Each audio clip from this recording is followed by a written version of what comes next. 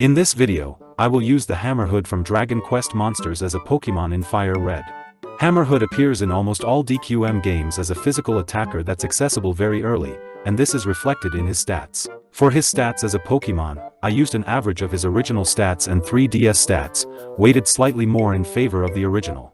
He will have 97 base HP, 107 attack, 91 defense, 60 special attack, 39 special defense, and 87 speed, for a total of 481.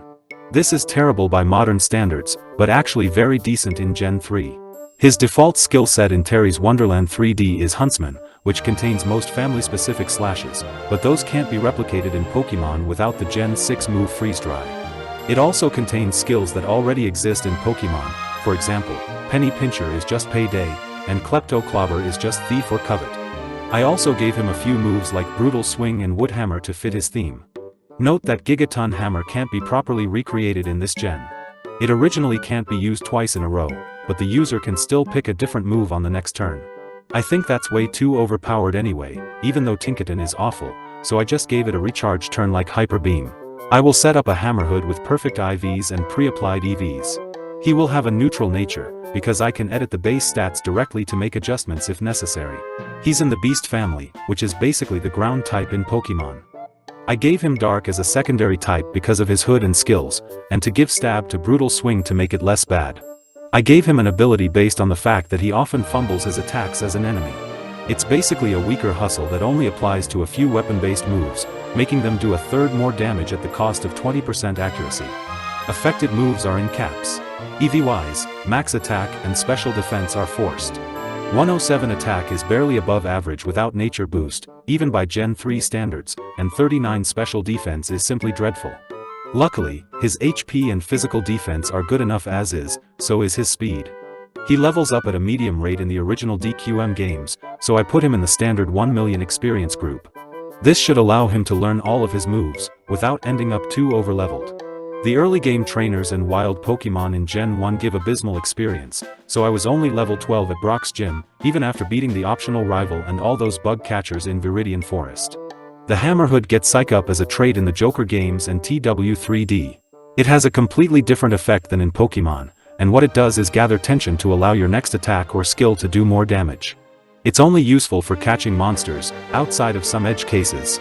Its effect in Pokémon games is copying the target stat changes, both positive and negative, but it doesn't remove them from the target.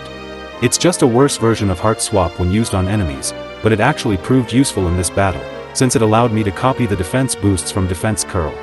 Although the ROM patch I'm using has updated most moves to their Gen 5 stats, Rock Tomb remained 50 power and 80% accuracy until Gen 6. It's awful, but I don't have any good moves either, so it's still better than nothing. Sand Attack on the rival's Pidgeotto will remain the biggest threat throughout this run, because none of my stronger moves will have perfect accuracy thanks to my ability. After just one Sand Attack, an 80% accurate move will only be 60 or 64%, depending on the accuracy modifiers used in this gen. I was pretty lucky this time, since I never missed after Sand Attack, but trust me, missing is going to be the theme of this run later on. Misty's Starmie is quite overpowered in the early game, so is the move Water Pulse, due to Stab and its 20% chance to confuse. My 87 base speed was good enough to go first and beat her easily. I could survive a non-critical Water Pulse even if I went second anyway, since I had my special defense maxed out. The rival battle on the ship was a complete joke, like always, since his team was simply too underleveled. I now have my first proper move, Brutal Swing, and I used the Brick Break TM on the ship for some coverage. Brutal Swing is actually a terrible move from Gen 7. It's only 60 power, and it hits adjacent allies as well, so it's basically a gimmick to trigger the Justified or Weak Armor ability. I had it boosted by my ability for 20 more power and 20% less accuracy, but that might have made it even worse. The silver lining is that moves with friendly fire do full damage when hitting multiple targets in Gen 3, but there are 0 mandatory double battles in these Gen 1 remakes. Surge is also a joke in this game, and I wish they kept his level 28 Raichu from Yellow that had Thunderbolt and Mega Kick. Note that ground types can still be paralyzed by static on contact, but secret power doesn't make contact. Dragon Hammer is a real Pokémon move from one of the later generations. It's just a physical Dragon Pulse, with 90 base power and no additional effects. The tower battle should always be easy in a solo run, since you'll naturally be overleveled. I gave the rival Bulbasaur, so he gets 2 Intimidators, and that might be a problem later on, considering my attack isn't great and I'm prone to missing. His Gyarados will also get Hydro Pump, and even though it only has 60 special attack, the move is still 120 power with Stab. Koga's gym brings a huge level spike, but the bikers on the cycling road use many evolved Pokémon that give a lot of experience. Gym leaders have no EVs in this game, so his coughing was one-shot by secret power, but his muck and wheezing certainly won't be. His muck could become very annoying if allowed to set up minimize and acid armor, but fortunately, my brutal swing didn't miss and took it out in one hit. Stab, Brutal Swing and Dragon Hammer have the same power, so maybe I should have given the Hammerhood a different move, but Crab Hammer clearly doesn't make sense. Anyway, I got pretty lucky at the wheezing and didn't miss after a smokescreen.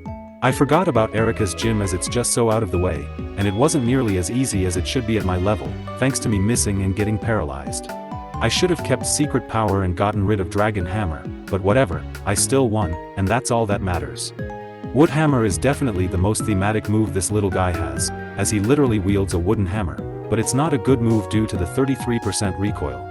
The rival battle here at the Sylph Company demonstrated what would happen if I missed against his leading Pidgeot, especially since he has 2 Intimidators and a Venusaur that knows Sleep Powder. I still managed to win after a Feather Dance, thanks to my level advantage, but his Pidgeot could have used Sand Attack as well, or just debuffed my attack even further. In the next 2 battles, his Gyarados will get Rain Dance and Hydro Pump, and I believe his Venusaur will get Giga Drain and Solar Beam. The following Giovanni battle was no challenge at all, as his Pokémon are still using crappy moves like Poison Sting and Tail Whip. Even though he's a ground-themed boss, none of his Pokémon know any ground moves in this fight. In fact, I think they just gave his team the moves that wild Pokémon would have at their levels and called it a day. Blaine has 2 Intimidators, and I don't have any ground moves either. Brick Break was still strong enough to one-shot his Growlithe and Ponyta after 1 Intimidate, and Brutal Swing was enough for his Rapidash. The AI in this gen isn't smart enough to juggle multiple Intimidators for the debuff, so he just left his Arcanine to last, which couldn't really do much without EVs. It's a typical early gen Pokémon designed to have all 6 stats maxed out, but that's no longer possible since Gen 3. I thought I did the Psychic Gym earlier, but I didn't, or maybe I did and forgot to save. Anyway, it was an easy sweep since Sabrina's team can't hit dark types, and moves like Bug Buzz and Focus Blast didn't exist yet. You can't get a dark type at all before the post-game, not even Umbreon, as there's no day-night cycle. Gigaton Hammer is a ridiculously overpowered move in its original form, which is 160 power, 100% accuracy, with 0 drawbacks, and it doesn't even make contact. You just can't use it twice in a row, but you can still pick a different move. It's only balanced by Tinkaton itself, which is awful with only 75 attack. I really don't like horrible stats being used to balance great moves, because it ensures that those moves will never be available on better Pokémon. I guess that's less of an issue these days, with Dexit and all, and everything seems to be getting their own signature moves, but I digress. Giovanni's gym was basically another sweep, due again to the fact that Nidoking and Nidoqueen were designed to have all stats maxed out. His team also got nerfed in the remake, with his Rhydon replaced by a second Rhyhorn for no apparent reason. I didn't make the Earthquake TM compatible, because I already gave the Hammerhood the DQM skill Earth Splitter at level 70. The following rival battle showed what could go wrong if I missed against his leading Pidgeot. My attack getting halved by Feather Dance meant I couldn't even two-shot his Venusaur, and although Razor Leaf is now physical and doesn't benefit from growth, it still hurts due to Stab and my Grass weakness.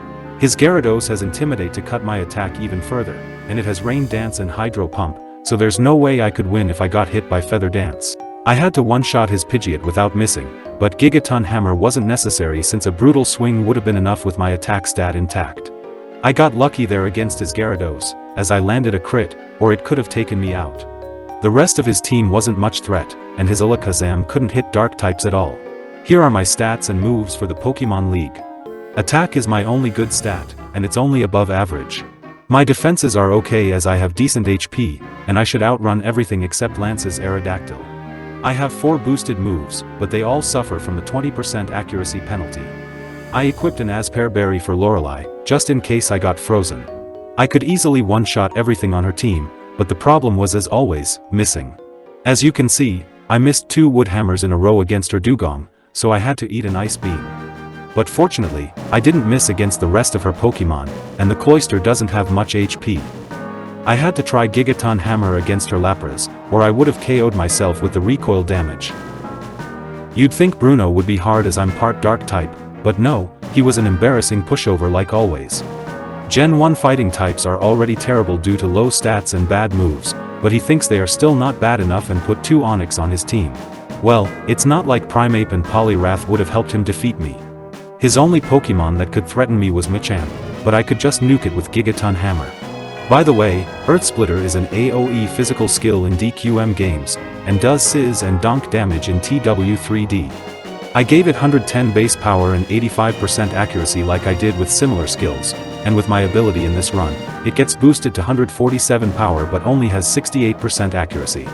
I also gave it 30% stun chance, but that won't be relevant as it should one-shot anything it hits.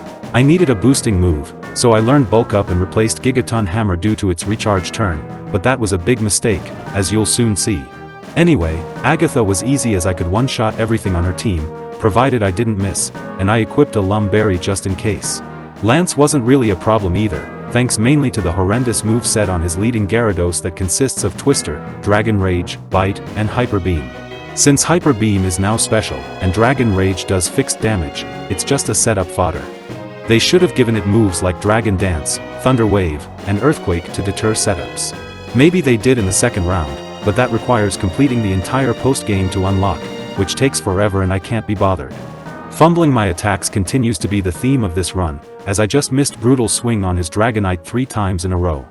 Luckily for me, I had enough defense boosts from Bulk Up to tank a few Outrages, which is now physical with 120 power. I don't think the Dragonite has any attack EV, or Outrage would have done a lot more even with my defense boosts.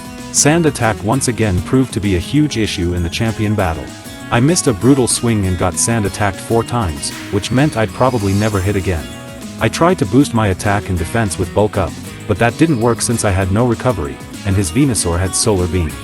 I said earlier that replacing Gigaton Hammer was a mistake because Brutal Swing wasn't enough to one-shot his Pidgeot, so in my second attempt, I replaced Wood Hammer instead, as I had no recovery to deal with the recoil. I missed my first hit, but his Pidgeot didn't use Sand Attack or Feather Dance, and my second hit connected and took it out.